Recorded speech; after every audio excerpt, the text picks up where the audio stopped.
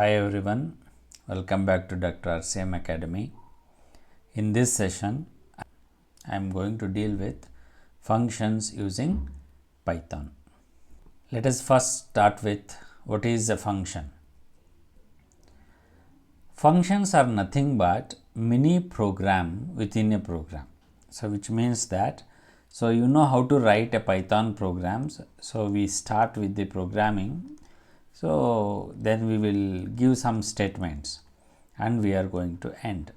So within this program, I am going to write a small program which is called mini program, and whenever I want to execute that, I will call that function so that this will be executed. So I will repeat, this is a function is a mini program within the main program that is written here. Then what is the purpose of this function? What is the use of this function? So for example, if I want to execute some code, and whenever the same task whatever I wish to do, so if it is repeatedly I want to do, which means that I perform a task after few statements, execution statement 1, 2, 3, again I want to perform the same task, which means that same code has to be written again and again. So whenever needed, again and again, whenever we want to write the same code, the length of the code becomes huge. So to reduce it, let us use a function. That is the purpose of function. The major purpose of function is to group code that gets executed multiple times. See, in Python, we have two types of functions. One is called built-in functions, which is already available in Python, and just we need to make use by calling them. The purpose of the function can be evaluated. Built-in functions are already available functions in the Python. So whenever we need to perform such task, we will just call by the name. Whereas, all the tasks that we need to perform may not be available in the Python. Therefore, sometimes user himself has to develop some functions. Those functions are called user defined functions.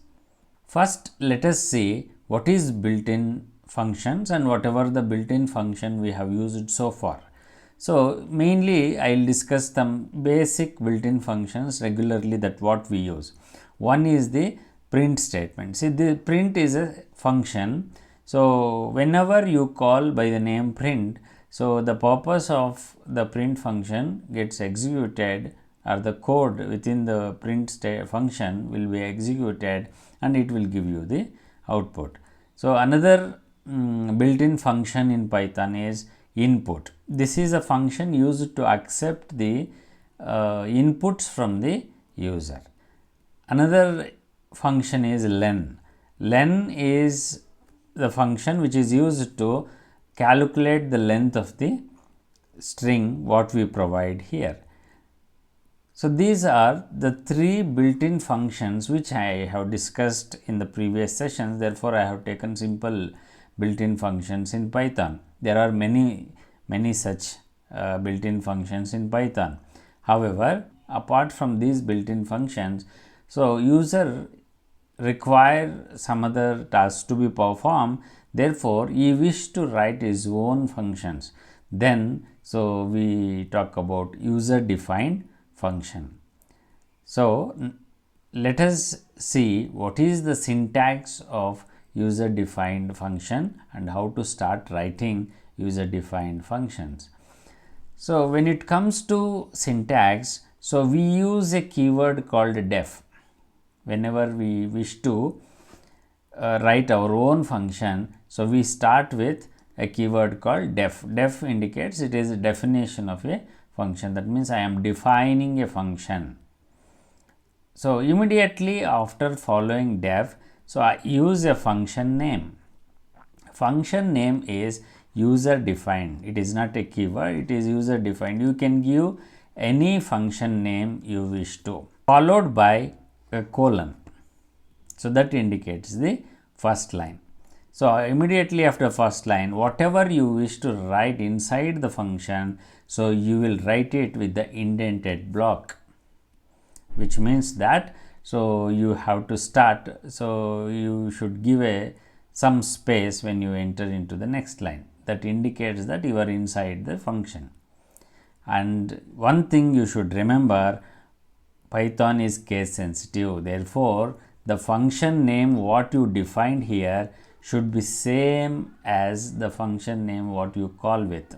It should be case sensitive. If you are using all capital letters, here also you should use capital or vice versa. Let us represent this syntax in this fashion. So def is a keyword followed by function name. This function name is user defined. You can give any name which you use to. So parameters I will discuss in the next coming slides.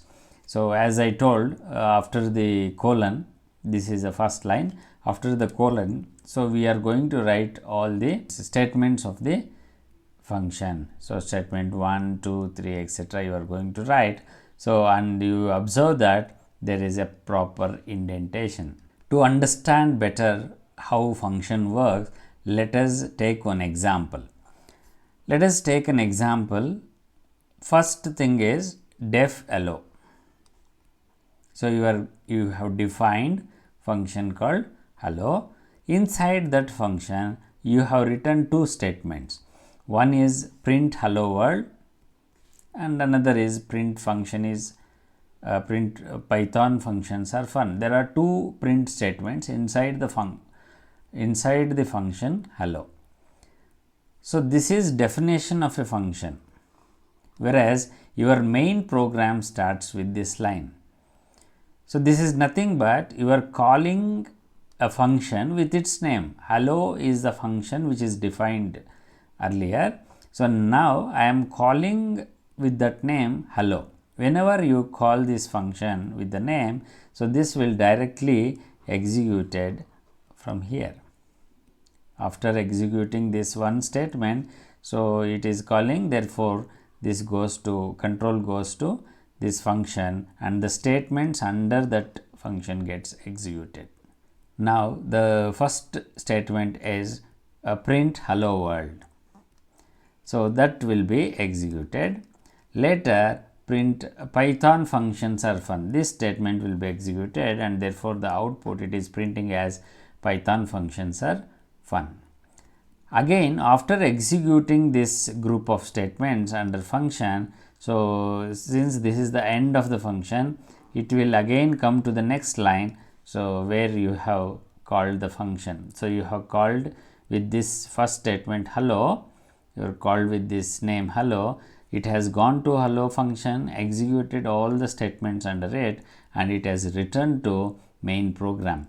So the second line of the main program, again I am calling a function hello. Therefore from this again it goes to function and this part of the statements, this part of the function gets executed. So then after ending, so it will come to main program, whereas that is the end of the main program, so it stops. So therefore the output of this, because two times it is executed, first time when you execute you get hello world and Python functions are fun, second time it is executed you get two more statements. Here you can observe that there are two parts in a function. One is called function definition, this part of the function. I taught you in the previous slide how to define a function, that is we start with a keyword called def. Whereas that of the function is called function call. You are calling a function from the main program. One more thing here is whenever we are calling a function, we are not passing any arguments from the function, which means that you are opening a parenthesis and closing it, nothing inside this. Okay. So let us take some other examples. So what are arguments and what are parameters? See, arguments are nothing but they are the values passed in the function call. That means whenever you are calling a function with its name, we called hello, right? So you can pass the values here. If you have any values to pass to the function, you can mention it here. Whereas parameters are variable, that contain arguments, which means that, so after calling a function, so in the definition of a function with its name, so again we have open and close the bracket and then followed by colon. Here you can contain some parameters. So that these values can be received by these parameters. Therefore, these are called arguments, whereas the parameter used to receive these values are called parameters. Let us take some example to understand these, what are arguments and what are parameters. Now, so as I told, this is a definition of a function, because I have started with the keyword def, which Python understands that it is a function definition. So whereas your main program starts from this line, you are calling by its name hello, and as well as you are passing some arguments. What is the argument here? It is a simple string that you are passing, that is called alias. Alias is a value here. So whenever you call a function hello with value alias, then this alias will be mapped to the parameter called name. This argument will be passed to parameter called name. Now it will enter into this function, and as the statement says, you are going to print. Okay, so print. This is a string hello. Hello is a string. So concatenating with one more string. What is the variable name contains? It is alias. Therefore, what is the output of this function whenever you call a function hello passing the value alias is? So it is printed hello as it is and concatenated with the name. So what is the name value? It is alias. So you will get the output as hello alias. So next time when you call, see, after completing this function, so as I said, it will come to the next statement to execute. Therefore, again here I am calling a function hello Bob. Hello is a function where Bob is a value that I am passing to the variable to the function. So therefore, this value will be mapped to the variable called name. So and then it enters into a function. So it prints hello, and what is the name? Now it is Bob. So when you call this function hello by passing the values, so and you are printing it in the function name. Therefore, if you observe the output, it is hello alias and hello Bob. Here we understand that, so we are not returning anything from the function to the main program. If you observe, you are passing the values to variable function. That means you are passing some value from main program to your function, whereas you are not returning anything from function to main program. Let us see some example to understand. So what do you mean by returning values or returning, what do you mean by return statements? Till now you have seen how to define a function without return statement. So function definition can also have return statement. So what does this return statement is? It specifies what values the function returns to main program from the function to the called one. So what does it returns? A return statement consists of, so if you talk about syntax of the return statement, so we use a keyword called return, and it is case sensitive again. So we use a keyword called return. Immediately after keyword, you can either give what is the value you need to return or some expression, so that the result of the expression will be passed through where you have called. Let us take some example, okay, with the expression. If you look this is the function definition. First part of the program is function definition, and this is the main program where you are calling a function called sum.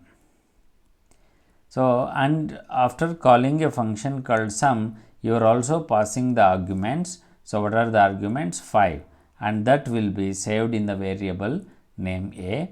Similarly, the value 6 will be stored in the variable B. These are the variables used to receive or store these values. Now, once it enters into the function statement says just return A plus B. I have given some expression A plus B. You know what is the value of A, you know what is the value of B. It is 5 and 6. Therefore, 5 plus 6. So, the 11 is the result, and that will be returned to the main program. Where does this return? So, this remaining part of the statement, that is print, so 6. So, what is sum of 5 comma 6? After performing the addition in the function, a result will be printed in the main program. Therefore, the output of this program is just 11. So, let us take one more example. Here, I have taken the expression itself, whereas I will take another scenario where again you are calling a function called sum. So, passing the values A, 5 and 6, and inside the function I have performed addition. C is equals to A plus B. It adds both, and the result will be saved in a variable called C, and you are passing the value, okay, through variable C. So, that is why we used return C. Therefore, the value of C will be returned, and that will be stored in the main program as result. So, the next statement says print the sum is result. Therefore, the output of this program is the sum is 11. This program is returning the values through expression, whereas this is returning by passing the variable itself. Therefore, the value stored in the variable will be passed and stored in the result. It is the same program, writing in two different ways. You can also return with nothing inside it. That means no value can, it is not mandatory that whenever you use a return, there should be some value to be passed on to main program. Whereas, without passing any values also, you can use return statement. That the data type there, it becomes none value. So, what is none value? So, if you don't have any value to pass on, just we use return, then it represents none. Okay, it simply represents the absence of any value.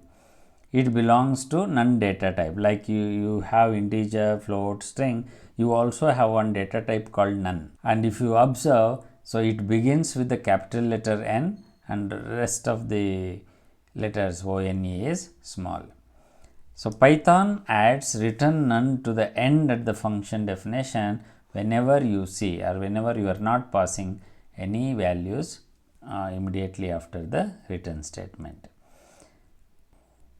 Let us take one example to understand what is none type. Here, if you observe, you are printing hello and you are assigning to return value. So, when you printed hello, no value will be assigned to a variable called return value. Therefore, if I ask Python what is the type of return value, so definitely nothing inside that variable, right? Therefore, it is going to print none type. After printing hello, it is going to say it does not belong to any type. That means it is none type, nothing inside that. Okay, that is the meaning of it. Same example I will quote there. So, I am calling a function called sum. So, you are passing the values 10 and 20 to the variable A and B. Now, I have added what is A plus B and printed C. But here, if you look at the next statement, I am not returning C. I am just writing the keyword return. I am not passing any value to the called one. Therefore, after coming back, so what will be stored in return type? Nothing, because you have not passed anything. Therefore, you don't have any value to store in return type. If I ask what is the type of the variable return type, then it again shows it is none type.